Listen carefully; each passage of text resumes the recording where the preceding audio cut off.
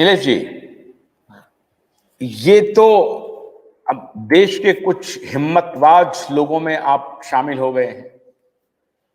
ऐसे हिम्मतवाज जो पब्लिक में आकर के बोलते हैं कि देखो साहब, ये ऑफर मेरे पास आ रहा है। बहुत सारे लोग होते हैं जिनको ऑफर आता है, वो डिनाई भी करते हैं, लेकिन इसकी चर्चा नहीं करते हैं, वो छोड़ देते हैं।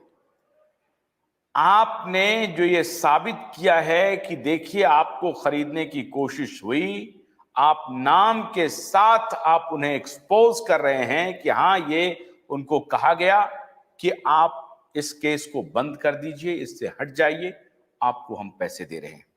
मैं पूरे देश से यह आग्रह करूंगा कि आपने जिस प्रकार की नजीर पेश की है वो काबिले तारीफ है, और सिर्फ तारीफ नहीं है, आपको सैल्यूट भी बनता है।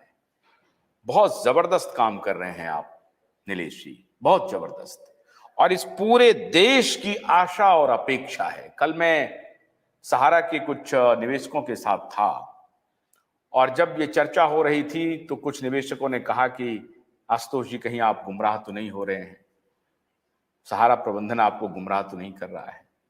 लेकिन जब मेरी बात उन्होंने सुनी और समझी, उन्होंने कहा कि हम सबको आपके ऊपर और आपकी पूरी टीम पर भरोसा है कि देश में ये ग्रुप है, ये समूह है, ये टीम है जो किसी भी सूरत पर नहीं बिकेगा। और इसलिए देशवासियों को भरोसा करना चाहिए, और एसएसआर वॉरियर को भी भरोसा रखना चाहिए कि ये लड़ाई अब आखिरी अंजाम तक धीरे धीरे पहुंच रही है, धीरे धीरे पहुंच रही है, धीरे धीरे पहुंच रही है। लेकिन अभी जो एनआईए को जो आपने, या आपके जो साथी हैं, उन्होंने जो पत्र दिया है नीलेश जी, उस पत्र का सिग्निफिकेंस क्या है?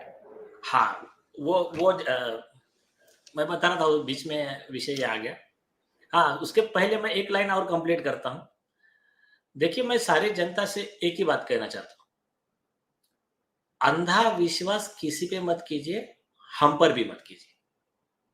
भगवान ने आपको दिमाग दिया है सोचने के लिए, सोचने का। हाँ, आपको अगर लगे कि ये आदमी सही दिशा में काम कर रहा है तो साथ देना, बिल्कुल, क्योंकि साथ देना है। लेकिन साथ भी देना ठीक है, लेकिन फिर भी ब्लाइंड फॉलोअर मत बनिए किसी का। क्योंकि क्या है, एक बार आपने सरेंडर किया किसी के सामने, किया, हाँ, ये जो कह रहा है सही है, तो आपने आपने शोषण का अधिकार उसको दे दिया। बस इतना ही मुझे कहना है। किसी भी आंदोलन में मैं बार बार कहता हूँ कि हमारा क्या है कि हमको मानवतावादी वैश्विक भारत का निर्माण करना है। तेरा वैभव अमर रहे माँ, हम दिन चार रहे ना रहे। हम तो ठीक है, हम तो आएंगे जाएंगे, लेकिन एक संस्कृति ऐसी बननी चाहिए, ह्यूमैनिटी ऐसी होनी चाहिए कि मानवतावादी वैश्विक भारत, भारत मतलब कैसा, ह्यूमैनिस्ट ग्लोबल इंडिया, ये हमारा मिशन है। Now coming to your question, NIA.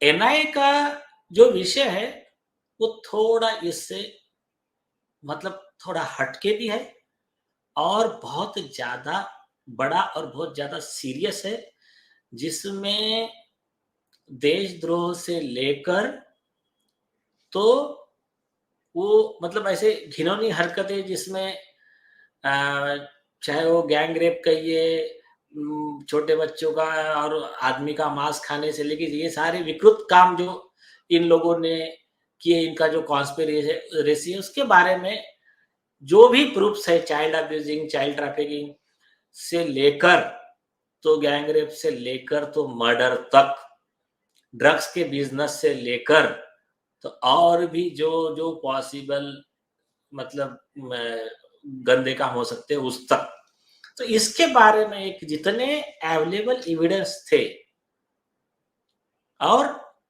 उसमें भी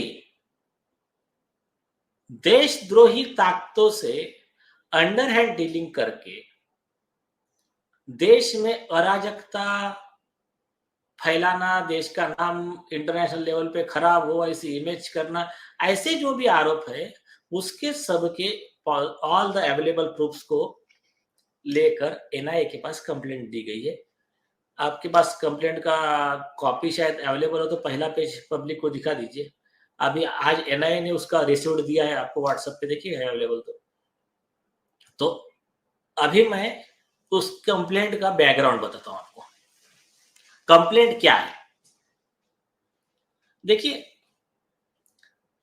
एविडेंस का बेस है तीन चार बेसिक चीजें। पहली चीज है जो सबको मालूम है, दिशा सालियान वगैरह, सुशांत सिंह मर्डर वाला जो भी है वो तो आ गया उसका, मतलब मैक्सिमम जो भी चीज है। और सुशांत के केस का तो अभी पत्ता हमने ओपन ही नहीं किया है। मतलब सुशांत का मर्डर है, दिशा सालियान का मर्डर गैंगरेप है। दिशा सालियान के मैक्सिमम पॉसिबल प्रूफ दे दिया है, सुशांत के कार्ड अभी ओपन ही नहीं किए, उसके कुछ रीजन है, लेकिन और आरोपी